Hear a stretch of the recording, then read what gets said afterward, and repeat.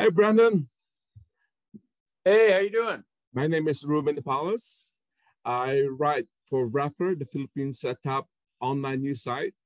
And great to meet you for the first time. And congratulations on this movie. Ruben, thank you for having me. Great to meet you. I'm excited to chat. Let's go. Yes. Remember, I said this to you. We know a star is born in Brandon Perea. Oh, thank you so much. And I don't say that to all the new actors I interview. You are very blessed to star in a horror film by the master, Jordan Peele. Nope is a great addition to his horror masterpieces, Get Out and Us. So tell me how you auditioned for the role, how you reacted when you got the part, and what the experience was like working with Jordan. So, Ruben, I'm currently at home, and I did a little self-tape audition in this little room back there. And I was with my friend Chibukemuche, who's also an actor. And I remember I got an email notification saying, you have an audition for an untitled Jordan Peele film. And when you see that, you panic a little bit and you're like, okay, I want to do great. I want to be the best that I could be for this thing. And so we prepped it and we just attacked the role in a different manner because the script that I got, it was only 3 pages of sides for the audition. And it was pretty simple. Just this kid working at a retail store, but seemed very nice. Like, hey, how you doing? And uppity up. And I don't know. I just feel like Peele's films are so grounded. So I wanted to bring it to a real place that I can relate to. Usually when I walk into a retail store, people kind of don't want to be there. They're kind of just, hey, how you doing? Yeah. You need help? Yeah, I can help you over here. All right, cool. So I just went more with that genuine feel. And I just raised the stakes. Me and my buddy, we came up with a plan of like, okay, what if they're talking in secret code and running a underground Bitcoin operation that sells drugs, and let's just raise the stakes because this is Jordan. He's a complex mind. Let's make this audition more complex than what's just on the page. And I think that's what caught Jordan's eye originally. And yeah, I just wanted to do it differently. And then I got a call back, met Jordan on Zoom, and that went well. And then I got another Zoom call back, and it was for an improv session with Jordan, and yeah, he said, all right, Brandon, are you ready to do the scenes? And I was like, I thought this was an improv session. I was told no scenes. And he's like, well, I kind of need to see you do it again because the character that you brought is far different than what I wrote for. And he's like, I was like, oh, okay. And he's like, yeah, because if I brought your character into this movie, I'd have to rewrite my entire script. And I was like, oh, no, you probably don't want to do that. I'm not going to get this job. And he said, you know what, though? That's what I'm going to do. I'm going to rewrite my whole script. And I was like, what?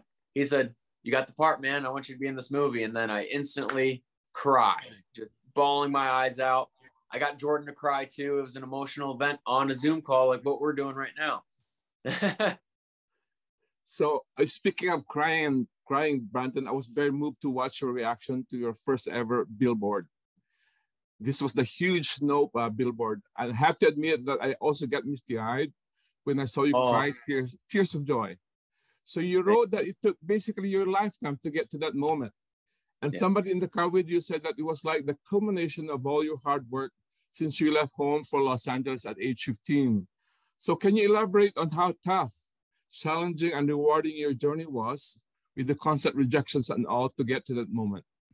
Yeah, you know, you take a million no's, even more out here in Los Angeles when you're pursuing a career in the entertainment industry. When it comes to being a dancer or an actor or anything, if you're auditioning, you know that you're going to hear the word no far more than the word yes. And yeah, I feel like everyone kind of comes with this intention that they're like the big fish in their small pond in their town. And they're the star there. And then they're like, oh my gosh, Hollywood's been waiting for me. And then I feel like I had that of like, oh, they don't even know what's coming to them. And then I got here and I was like, oof, I'm a fish, but there's a lot of sharks around me. So I have to learn the lay of the land. And I'm glad that I stuck it out because now we're here. I'm chatting with you and this is an exciting time for me. And I feel very blessed and privileged to be here. But yeah, it's a lot of hard work, a lot of literally blood, sweat, and tears. It does literally take that. But it's all worth it to get to a moment like this. And that's what I would want to preach to anyone that would like to become an actor, is just keep going. You know, you can do it. The dream can come true. I feel like I can be a testament to that, that it can happen. It's just a lot of hard work and a lot of grit in order to stay in it. And your father, Joe, proudly shared that photo and video of you seeing your first Nope billboard. Yeah. So tell me more about how your family supported your dreams to be an actor. And can you please tell me more about your Filipino and Puerto Rican heritage and which side of the family is Filipino? Yeah, so my mom is the Filipino side and my dad's the Puerto Rican side. My mom was born in the Philippines and my dad was born in Puerto Rico. But I was born in Chicago. And yeah, they were super supportive with anything I wanted to do. The introduction to movies for me was my dad. We'd go to the movie theater and we'd watch rated R fighting movies. So he'd have us sneak in. Me and my brothers, we'd have to climb. I remember we'd have to climb under the ropes. And he's like, just meet me at theater 15, all right? Because he didn't want to buy tickets for us. One, homie wanted to save a little money. And he just didn't want to be like, all right, I'm taking these young little humans to go watch this fight battle film.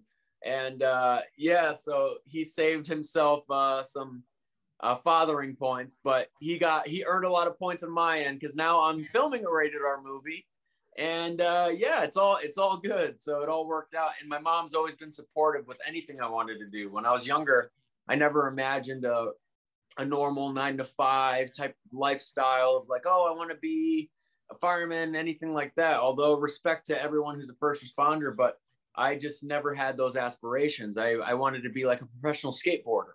And my mom was like, okay, I'll take you to the skate park. I'll buy you a skateboard, whatever you need to do. And then I started breakdancing on roller skates. And my mom's like, all right, I'll drive you to the roller rink. And then I was like, I want to be an actor and moved to Los Angeles. And my mom's like, all right, you're making enough money from roller skating. Go off and do it. Stop spending money on shoes and go pay rent.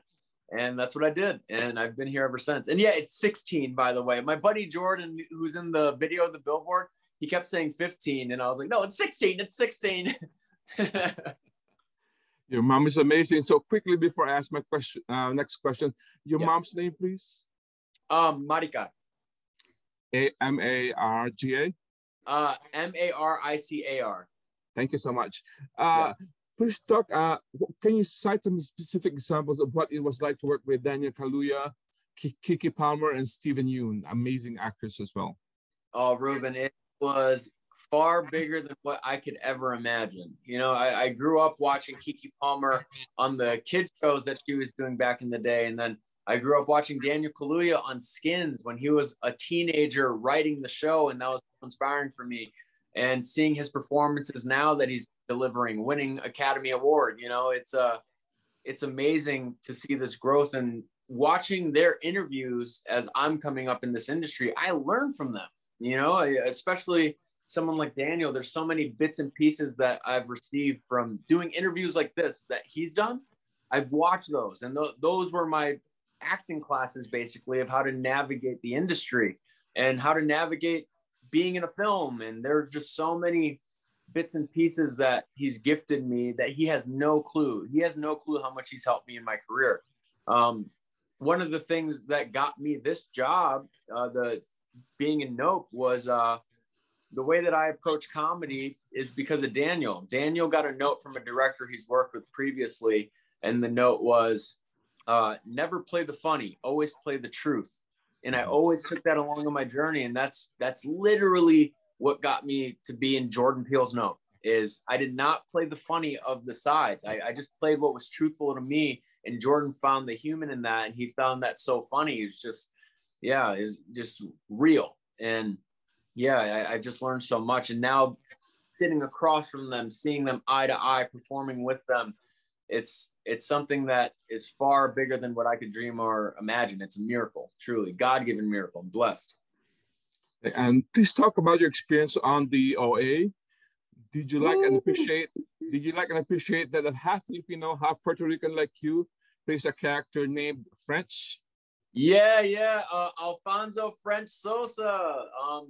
That was kind of my breakout in the sense of just really getting a role that can change your life. And that was one of the you take a million no's to get that one yes, right, for the OA.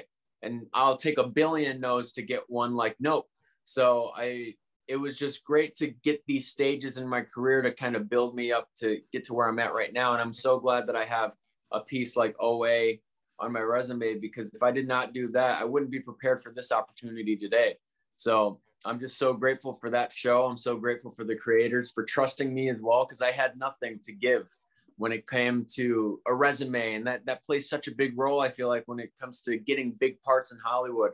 And culture, ethnic background, it's tough to get those types of roles, especially for Filipinos. We're not really seen in Hollywood. So I'm so glad that we're now getting more opportunities, and it's long overdue. And I hope that I can be someone to help guide it to get more opportunities for Filipino actors. And for my last question, Nope is a great example of diversity in the movie. So can you talk about that and your hopes for a more diverse casting in all of Hollywood? Yeah, I think seeing the main poster is a very emotional thing. And that's one of the reasons I cried too. Of course, it was the culmination of all the hard work that it took me to get to that point, to see my face blown up on a billboard, but also just to see the representation on one poster for one of the biggest movies of the year. That's crazy. It's insane. And I think it's going to prove that we should have been doing this a long time ago. We have a Black director directing a mixed group of actors. And I think a lot of people are gonna be like, wow, we should have been seeing big spectacle films with diversity a long time ago. And I think Jordan's really spearheading that. And I think he delivered. And I'm so excited for people to watch Nope. Thank you so much. And I said, remember this, a star is born in Nope. So thank you very much and hope to see you again. Thank you so much for the kind words, Ruben. I received that and I appreciate you. God bless. Thank you. Thank you.